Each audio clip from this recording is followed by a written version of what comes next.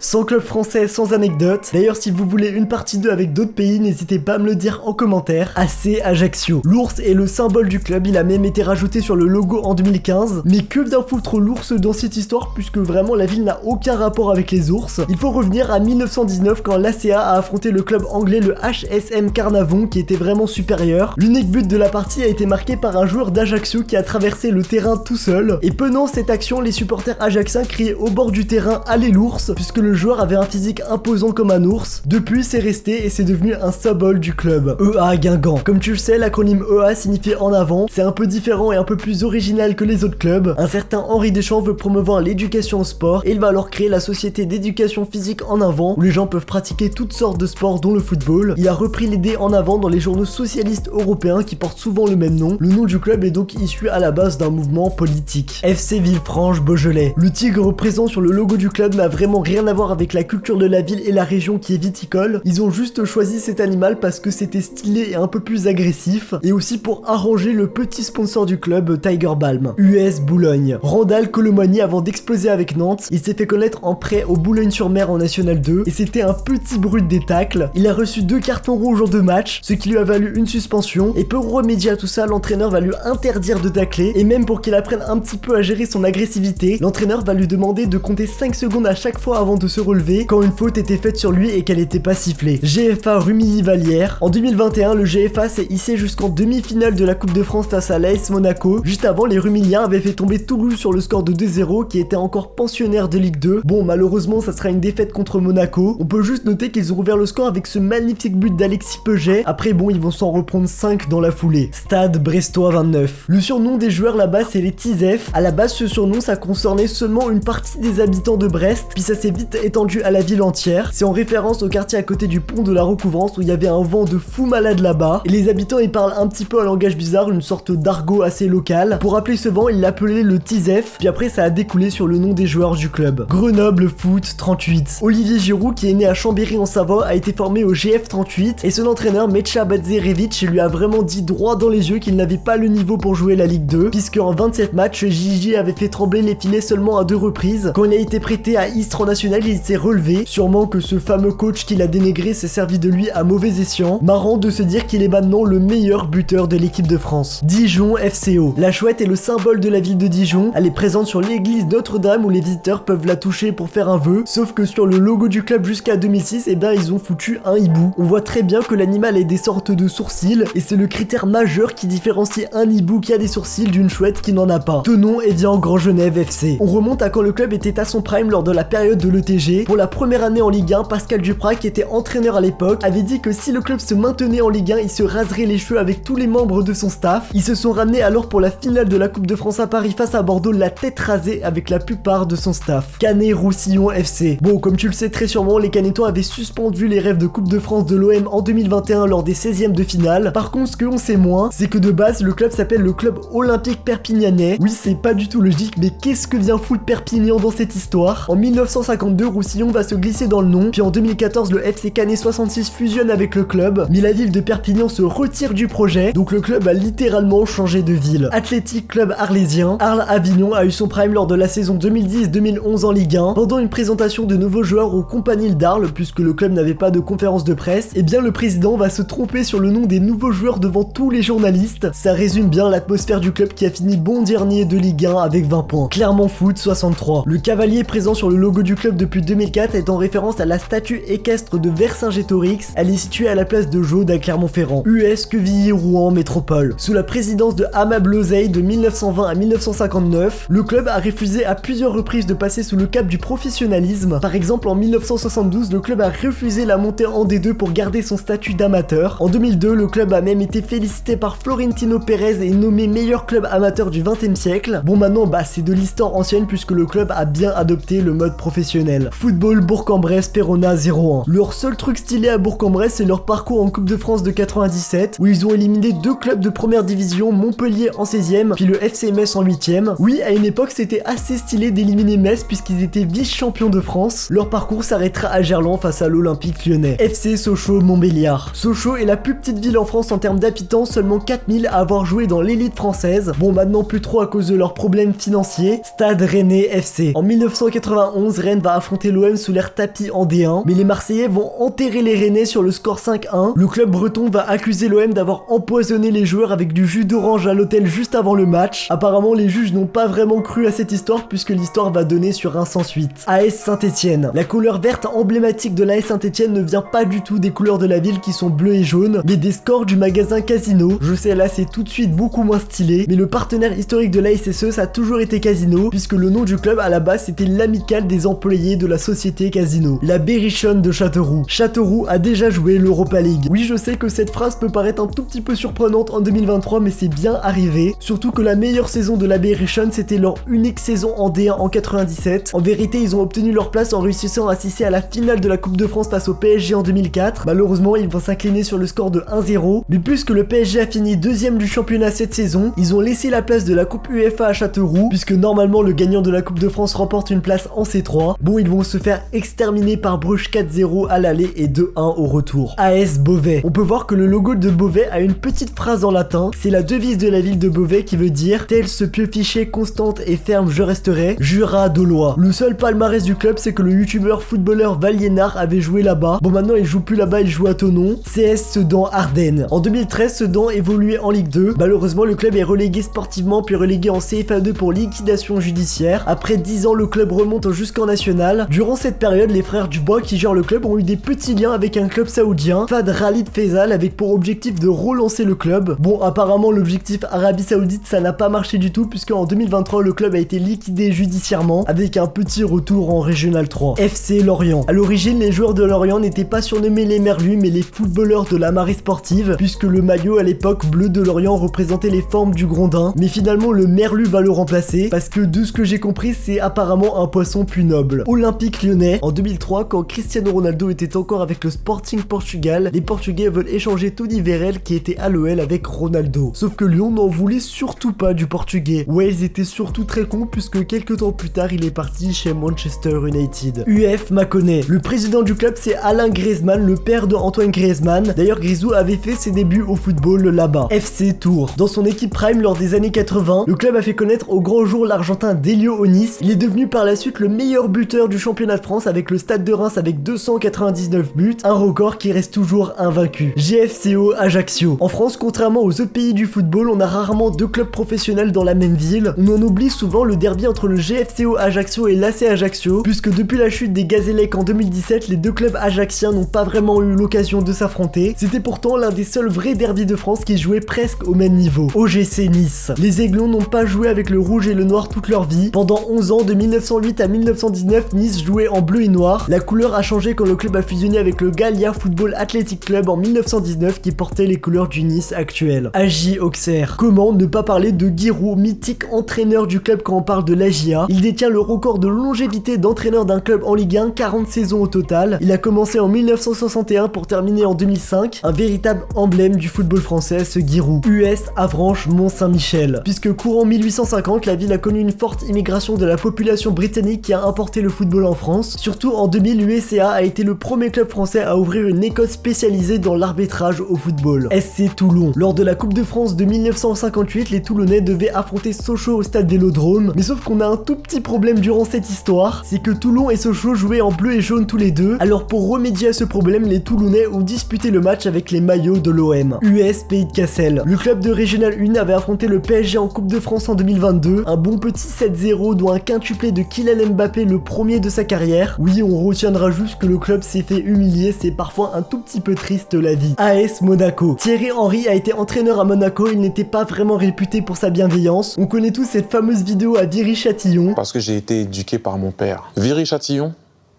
Sucy-en-Brie. Coup d'envoi 2 heures. Benoît Badiachil et Kefren Turam en ont fait les frais de cette difficile enfance. Thierry Henry estimait que les deux monégasques ne mangeaient pas assez. Il a donc décidé de leur faire écrire une rédaction de 100 mots sur le sujet. Et Benoît Badiachil, ce con, a osé dire que ce n'était pas assez. Du coup, il a dû se taper 200 mots, force à lui. FC Annecy. Bon, tout le monde le sait, Annecy a éliminé l'OM au Vélodrome en Coupe de France. Quelques temps avant, Paris avait gagné le Classico 3-0 face aux Marseillais. Et pour chambrer, Mbappé avait lâché cette phrase. Ça, c'est une journée au boulot, ça! Et Alexis Bozetti, ancien niçois, s'est permis de reprendre cette phrase juste après le match. C'est ça le boulot! Kiki, y a pas que toi qui fais le taf. Supplément la célébration en mode Joule de Gabi Jean. Non franchement moi ça m'a fait beaucoup rire en tant que fan de l'OM et aussi annécien. Oui parce qu'il faut le rappeler que le FC Annecy était en National 2 il y a à peine 4 ans. Donc bon à vrai dire tout le monde s'en battait les couilles de ce club. Chamois niortais. Les Chamois ont vécu récemment une relégation en National. Le club a vécu une dernière saison en Ligue 2 bien compliquée en finissant dernier avec de gros problèmes financiers. Et pour faire des économies, le club a commencé à faire le rat avec ses propres joueurs. Par exemple en fournissant des repas qui avaient 7 gueules aux joueurs du centre de formation ou juste en ne s'occupant plus de financer les déplacements des jeunes. Certains joueurs ont même dû commander de la nourriture sur Uber Eats pour manger à leur faim. Racing Club de France. Le club évolue actuellement tristement en National 2, mais ça reste un club emblématique du paysage français pendant le siècle dernier. Il a même remporté la Coupe de France en 1936 et c'est le seul club français à avoir accueilli les JO à 2 reprises. Le Poiré survit. En fait, eux, ils ont juste copié le logo du Paris FC. SC Schiltigheim. Le club alsacien est créé au tout début de la Première Guerre mondiale en 1914. Petit rappel historique, mais l'Alsace était totalement allemande à cette période et l'homme qui va créer le club va l'appeler le Sport Arbeitlung de Evangelischen Schiltigheim. C'est dans ces moments précis que je me dis que allemand LV2 ça m'a vraiment pas servi. Puis seulement 4 ans après la fin de la guerre, le club devient français avec l'annexion et il est rebaptisé simplement le Sporting Club de Schiltigheim. Voilà, c'est beaucoup mieux, c'est beaucoup plus simple, c'est mieux que le vieux nom allemand là. Stade de Reims. Depuis l'arrivée de l'entraîneur Will Steele en 2022, le club connaît une très belle période, sauf que l'entraîneur belge, il n'a aucun diplôme d'entraîneur, ce qui est pourtant obligatoire. Le Stade de Reims se mange donc une amende de 25 000 € par match disputé par Will Steele. Le pire dans cette histoire, c'est que le belge est devenu aussi chaud en coaching grâce à Football Manager, ES3AC. De base, l'acronyme du club jusqu'en 2000, c'est l'Attaque, mais en France, on a une chaîne de supermarchés de l'Attaque qui avait aussi le même nom. Et pour éviter d'avoir des problèmes avec l'ancienne française, le club a décidé de changer de nom pour l'Estac, l'Espérance Sportive 3 Aubagne Champagne. SAS Épinal. Les Spinaliens ont réalisé récemment leur meilleur parcours en Coupe de France. En 2020, le club est allé jusqu'en quart de finale en sortant notamment le LOSC en 8ème. Les Stéphanois les battront sur le score de 2-1 par la suite. Lyon-la-Duchère. En 1993, le second club lyonnais gagne le droit sur le terrain d'accéder à la D2, sauf qu'on va tout simplement lui en empêcher. Jusqu'aux années 2000, les villes étaient limitées à seulement un club professionnel par ville. L'OL, qui était déjà le club pro de la ville, bloque le passage à Lyon-la-Duchère et c'est le FC Guignon qui a pris sa place. Une spécialité bien française qui n'existe pas ailleurs en Europe, où des villes comme Milan, Londres ou encore Berlin comptent plusieurs clubs pro par ville. Limoges Football. Bon, sur le papier, Limoges, ça fait pas rêver du tout, mais pourtant j'ai trouvé un truc assez intéressant. C'est l'un des rares clubs français à avoir disputé la Coupe de France en Algérie, quand c'était encore l'Algérie française, un 8ème de finale face à 7 à Oran en 1960. Olympique de Marseille. Le plus célèbre but de l'OM, c'est bien celui de Basile Boli qui a marqué l'unique but de la rencontre face à l'AC Milan en finale de la Ligue des Champions de 93. Et bien notre cher Basile devait être remplacé puisqu'il s'était blessé en début de rencontre. C'est Bernard Tapie, le président, qui va empêcher sa sortie en donnant la consigne à l'entraîneur Raymond Goethals par talkie-walkie. Selon Tapie, c'était juste une blessure psychologique due à la dernière finale perdue de l'OM 2 ans auparavant et que Basile allait en réalité bien physiquement mais qu'il avait ce petit blocage psychologique. Il a encore une fois visé juste puisque le 26 mai 93, à la 44e minute sur un corner, Basile Boli va marquer de la tête et permettre le premier et dernier titre d'un club français en Ligue des Champions. US Concarneau. Le nouveau pensionnaire de Ligue 2 n'a pas vraiment eu une grande histoire footballistique. Tout ce qu'on peut savoir, c'est que le sorte de petite tour sur le logo, c'est la ville close de Concarneau qui est une cité fortifiée où la ville s'est entendue autour de cet îlot. Nîmes Olympique. Quand tu rentres dans un stade à l'avance, tu as des musiques pendant l'échauffement des joueurs. En contrepartie, le club doit payer la SACEM qui gère les droits d'auteur en France et rémunère derrière les artistes selon divers critères. Au Nîmes Olympique, puisqu'ils ont plus trop de thunes, ils ont décidé de ne plus mettre de musique dans le stade. Comme ça, ils ne payent plus la SACEM et comme on dit, il y a plein de petites économies. EFC Fréjus Saint-Raphaël. L'étoile sur le logo de Fréjus vient de la fusion du club en 2009 entre l'étoile Sportis Fréjus et le stade raphaélois. Ils ont récupéré l'étoile et la couleur rouge pour la nouvelle identité du club. Le FC Guignon. Le surnom des joueurs de Guignon, c'est les forgerons et c'est pas pour rien parce que jusqu'aux années 90, c'était vraiment des forgerons qui jouaient dans le club. Guignon possède une usine métallurgique qui fait la fierté de la ville. Le FC Guignon, c'est aussi le seul club de la Ligue 2 à avoir remporté la Coupe de la Ligue en 2000. Une victoire en finale au Stade de France face au PSG 2-0. FC Monceau Bourgogne. Clément Turpin, l'arbitre français le plus connu, celui aussi qui détient le record de précocité en Ligue 1 en étant le plus jeune arbitre français, et bien il a débuté au FC Monceau Bourgogne. Juste si tu aimes bien mon contenu, n'oublie pas de t'abonner et de liker. FC Metz. Sadio Mané a joué au FC Metz en France quand il évoluait en Ligue 2. À ce moment-là, le Sénégalais, c'était la première fois qu'il venait jouer en Europe, alors il connaissait pas du tout la culture française et aussi il connaissait surtout pas c'était la météo. Et pour son premier entraînement à Metz en voyant le soleil, il s'est ramené en big manche courte. Sauf que le problème c'est qu'on était en plein mois de février. Pour lui, lui, comme au Sénégal, soleil égale grosse température, sauf que non, au bout de 5 minutes, il a dû courir au vestiaire pour se mettre de l'eau chaude sur les mains. SC Bastia. Depuis le crash du club à cause d'une liquidation judiciaire, les supporters bastiais, ce sont eux qui financent eux-mêmes le SC Bastia. C'est l'un des rares clubs français à avoir adopté ce système de financement. Maintenant, le club est en Ligue 2 et semble réussir à se maintenir sans faire non plus des folies. AS Cannes. Le dragon représenté sur le logo du club est lié directement à la mythologie grecque. En effet, avant, le club jouait au stade des Hespérides puisqu'il est situé dans l'avenue des Hespérides. C'est aussi le nom d'un jardin mythologique où Héra, la femme de Zeus, plantait des fruits en or. Et pour les protéger, elle a dû sortir les grands moyens. Elle a foutu un big dragon devant le jardin puisque les nymphes venaient voler des fruits. Chambéry, Savoie Foot. L'éléphant présent sur le logo est l'emblème de la ville de Chambéry. Il fait référence à la fontaine des éléphants qui se situe dans la ville. FC7 43. Grand monument du football français durant l'entre-deux-guerres. Le FC7 a été le premier club français à réaliser le doublé Coupe de France championnat. D'ailleurs, leur surnom les Dauphins, c'est vraiment une erreur d'interprétation car de base, le symbole de la ville, c'est la baleine. RC Strasbourg Alsace. En 2012, Strasbourg était dans sa période compliquée en CFA. Le Racing va se déplacer pour affronter l'AS Moulins et en première mi-temps, le Strasbourgeois Vautenark Kei se fracture le tibia. L'arbitre interprète que c'est l'attaquant adverse qui a fait la faute. Alors il décide de mettre un carton rouge. Vauve, avant de partir à l'hôpital, il va demander à un membre du staff de Strasbourg de vérifier sur les images si l'attaquant de Moulins le touche, pas de prévenir l'arbitre. Vauve avait bien vu juste puisqu'il s'est bien pété le tibia tout seul. Et grâce à cette grande preuve de fair play, le joueur de l'AS Moulins a vu sa suspension retirée par l'arbitre. Le Mans FC. Le cheval sur le logo fait référence à la culture de l'automobile de la ville, avec notamment les célèbres 24 heures du Mans. Le cheval à vapeur étant l'ancienne unité qui permet de déterminer la puissance d'une voiture à moteur. AS Saint-Priest. Ils sont plus chauds au futsal que au football, avec une Coupe de France de futsal à leur actif en 95. RC Lens. En 1934, le club hongrois l'Attila FC Milkok vient faire une tournée en France, et dans le lot des clubs qui vont affronter, il y a le RC Lens. Le problème, c'est que après leur tournée, ils ont plus de thunes pour rentrer. Alors pour financer leur retour en Hongrie, ils ont une petite idée, c'est de vendre l'un de leurs joueurs. Ils arrivent à trouver un accord avec le plus jeune de l'effectif, Ladislas Schmidt, qui est vendu au RC Lens pour 13 000 francs. Autrement dit, c'était une fortune absolue à l'époque. Et en plus de ça, le jeune hongrois gagne de loin le meilleur salaire de l'équipe, 1300 francs, comme on peut le voir sur ce contrat officiel. Mais le mieux dans cette histoire, c'est qu'il est bouillant sa mère, Ladislas. Il va être naturalisé français, donc jouer 4 matchs avec l'équipe de France et faire monter les 100 et or en première division pour la première fois de son histoire. US Dunkerque. Le dauphin présent sur le logo du club est en référence à la visite du roi Louis XIV en 1662, puisque son fils qui venait de naître était surnommé le dauphin. Gaulle FC. Hormis le nom du club qui est clairement fait exprès, on va pas se mentir, il s'agit du club en France avec le plus gros nombre de licenciés, plus de 1800. USJA Carquefou. Encore et encore un petit pousset qui élimine l'OM en Coupe de France à la Beaujoire, et sûrement la pure humiliation du club phocéen avec 4 divisions d'écart. Un seul but dès la 7ème minute d'Idrissa Ndoye, en réussissant par la suite à tenir face à toutes les attaques marseillaises. Lille OSC. Les Lillois détiennent le record d'influence de Ligue 1 à domicile. Pendant la construction du stade Pierre-Mauroy, les Lillois ont accueilli l'OL au Stade de France devant 78 046 spectateurs. Amiens SC. Sur le logo du club, on peut identifier 2 licornes sur les côtés. C'est repris du blason de la ville d'Amiens. En effet, la ville pesait assez fort au Moyen-Âge dans la cavalerie. Et aussi, on a eu au fur et à mesure des années au club des couleurs qui se sont barrées du logo. Historiquement, Amiens joue en bleu et rouge avec une pointe de rouge. Maintenant, c'est la rue, c'est full noir et blanc. US Orléans. Sur le logo, on peut apercevoir l'emblème du club, la guêpe, puisque en 451, la ville d'Orléans est victime d'un siège de la part du roi des Huns Attila. Une armée de 50 000 hommes se dirige pour l'assaut, mais selon la légende, un essaim de guêpes a protégé la ville en faisant fuir les Huns. FCM Aubervilliers. La jeune pépite du PSG, Warren Zaïre-Emery, a fait ses débuts au football à 4 ans à Aubervilliers. Paris Saint-Germain. Nasser Al-Khelaifi, le président du PSG, est aussi un ancien joueur de tennis professionnel. C'est lui qui a représenté le Qatar pendant 11 ans en Coupe Davis, qui est la compétition la plus prestigieuse. Bon, même s'il était clairement pas dans les meilleurs joueurs mondiaux.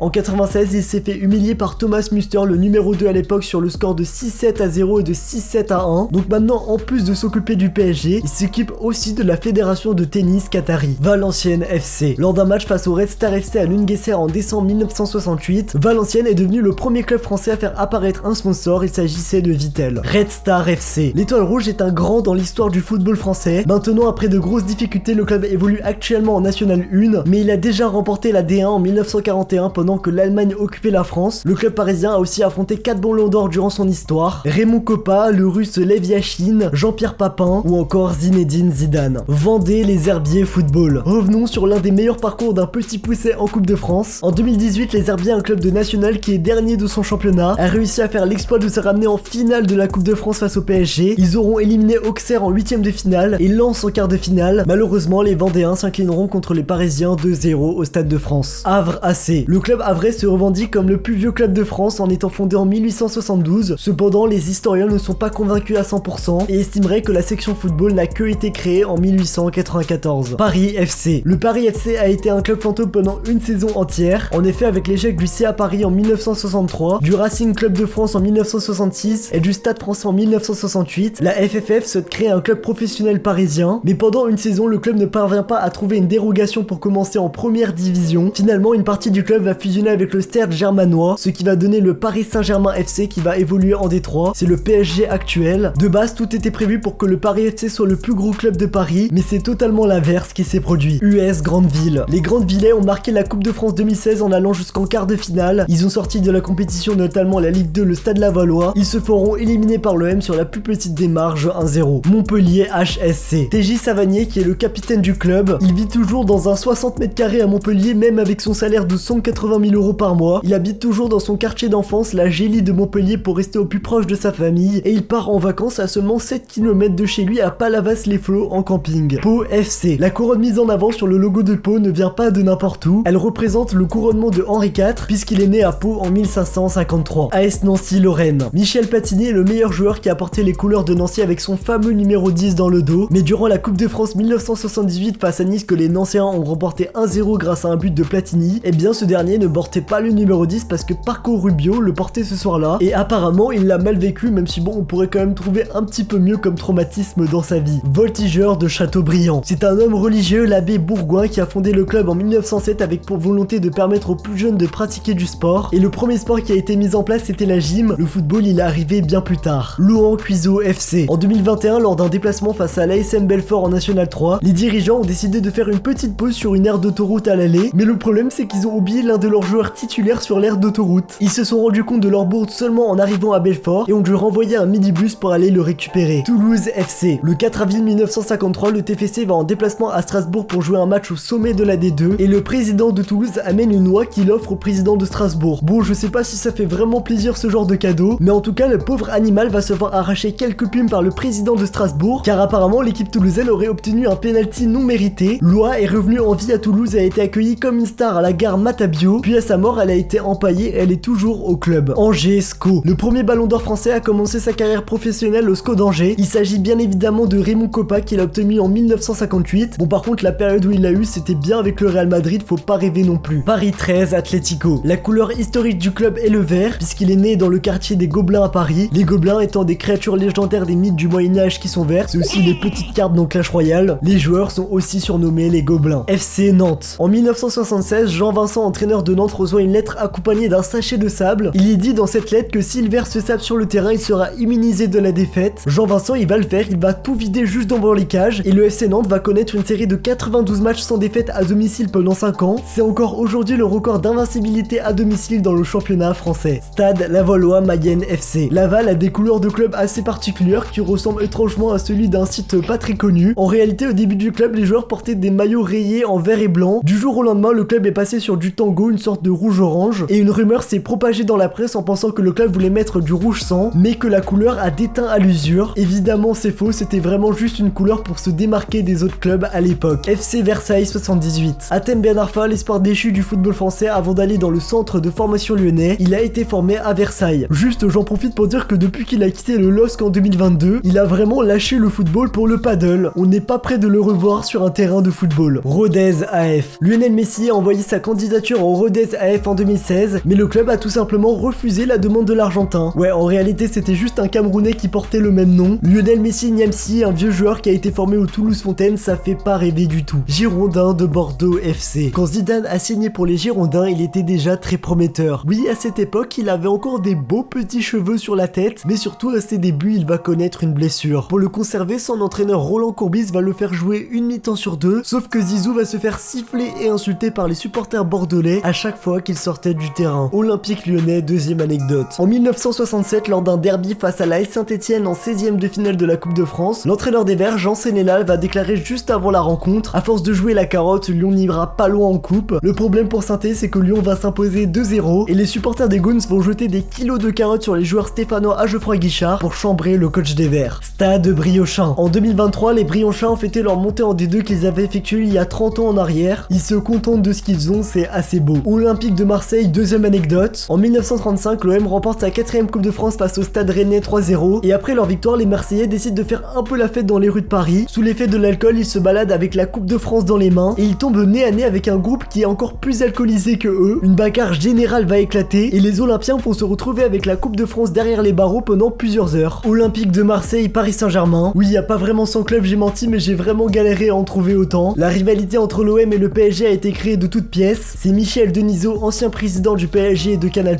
et Bernard Tapie, aussi ancien président de l'OM, deux businessmen qui se sont occupés de tout ça. En effet, Denisot voulait augmenter les abonnements au service Canal+, et de son côté, Tapie voulait un peu pimenter le championnat français. Il en avait marre que l'OM finisse tout le temps premier. Si le PSG pourrait dire ça en 2023, ça serait juste génial. Et la grande rivalité qu'on lui connaît aujourd'hui est née. Si tu as aimé la vidéo, n'oublie pas de la liker et de t'abonner, et je te conseille d'aller voir cette vidéo sur les décisions arbitrales controversées dans le football.